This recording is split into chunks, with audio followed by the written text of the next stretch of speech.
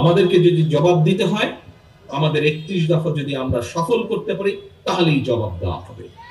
দেশি এবং বিদেশি ষড়যন্ত্রকারী যারা দেশি এবং বিদেশি ষড়যন্ত্রকারী, যারা চায় না এদেশে গণতন্ত্র প্রতিষ্ঠিত হোক, যারা চায় না এই দেশের মানুষ রাজনৈতিকভাবে এবং অর্থনৈতিকভাবে সফল হোক, স্বাবলম্বী হোক, যারা এটা চায় না, আমরা যদি 31 দফা সফল করতে পারি, তাহলে মানুষের ভোটের অধিকারকে প্রতিষ্ঠিত করতে পারি, তাহলেই তাদেরকে আমাদের জবাব দেওয়া হবে। যেই কাজগুলো থেকে নিজেদেরকে সংযত রাখলে এবং আমাদের সহকর্মীদেরকে বাধ্য করব সংযত থাকতে, যেই কাজগুলো থেকে নিজেদেরকে সংযত রাখলে মানুষের আস্থা আমাদের উপরে বৃদ্ধি পাবে, মানুষের বিশ্বাস আমাদের উপরে বৃদ্ধি পাবে, আমাদের সুনাম বৃদ্ধি পাবে, আমরা সেই কাজগুলো থেকে নিজেদেরকে সংযত রাখবো। মানুষ যা চায় না, ভাই রাজনীতি করেন কেন? আপনি করেনই তো মানুষের জন্য। তো যেই মানুষের জন্য আপনি রাজনীতি করেন, এমন কাজ কেন আপনি করবেন যেখানে আপনার আস্থার সংকট দেখা দিবে? তাই না? আস্থার সংকট দেখা দিবে, এরকম কাজ আমরা করব না। সহকর্মীবৃন্দ, আমাদের বহু সহকর্মী গুম হয়েছে, খুন হয়েছে গত 15, 16, 17 বছরে। জুলাই আগস্ট মাসে আমাদের 500 জনের উপরে নেতা কর্মী সারা দেশে আমাদের খুন হয়েছে। 5 শতাধিকের উপরে মানুষ, সহকর্মী আমাদের হত্যা শিকার হয়েছে এই জুলাই আগস্ট মাসে। আর কোন রাজনৈতিক দলের হয়েছে কিনা আমার জানা নেই, অন্তত আমার দলের নেতাকর্মীরা 500-র মতো নেতাকর্মীরা খুনের শিকার হচ্ছে। হাজার হাজার নেতাকর্মী আপনাদের এই মঞ্চে, এই অনুষ্ঠান স্থলে অনেকে বসে আছেন যারা বিভিন্নভাবে শারীরিকভাবে ক্ষতিগ্রস্ত হয়েছে। কতজনের ব্যবসা বাণিজ্য নষ্ট হয়েছে, ঘর বাড়ি ভেঙে দিয়েছে আওয়ামী লীগের লোকজন। সেগুলি কি ভুলে গিয়েছেন আপনারা? কেন ভুলে যাবেন? সেগুলো ভুলে যাবেন না।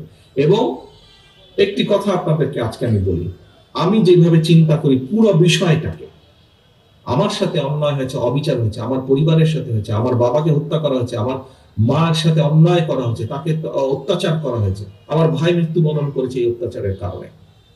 আজকে এর জবাব যদি আমাদেরকে দিতে হয়, এই অন্যায় অত্যাচারের, আপনাদের সাথে যে অন্যায় হয়েছে, আমাদের বহু নেতাকর্মী, বাবা মারা গিয়েছে, মা মারা গিয়েছে, স্বজন মারা গিয়েছে, হাত করা অবস্থায় তাকে জানাজা করতে বাধ্য করেছে। আমাদের বহু সহকর্মী মারা গেছে জেলখানার ভিতরে হাত করা অবস্থায়।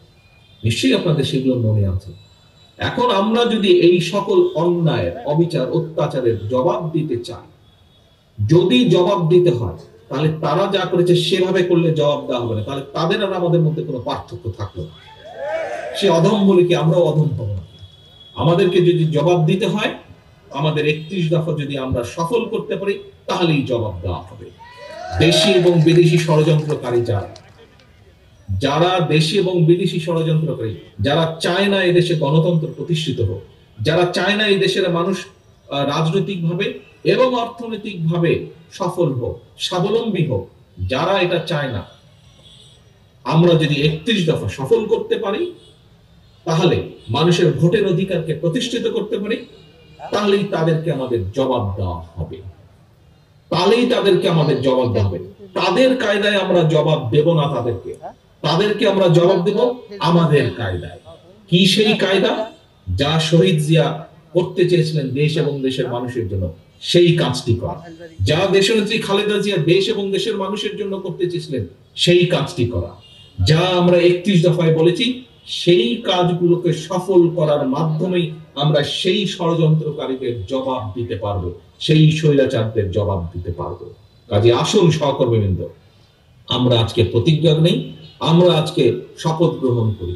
31 দফাকে যেভাবে আমরা পৌঁছে দিব মানুষের কাছে, একইভাবে সেই 31 দফাকে যাতে আমরা সফল করতে পারি, ওই স্বৈরাচার, ওই ষড়যন্ত্রকারীদের জবাব দিতে পারি 31 দফাকে সফল করার মাধ্যমে। তার জন্য মানুষের আস্থা, মানুষের বিশ্বাসকে আমাদের প্রতি কিভাবে ধরে রাখবো, সেই পরিকল্পনা আমরা গ্রহণ করি, সেই প্রতিজ্ঞা আমরা গ্রহণ করি। সহকর্মীবৃন্দ, সকল সহকর্মীবৃন্দ, আপনাদের সকলকে ধন্যবাদ জানিয়ে আমার বক্তব্য শেষ।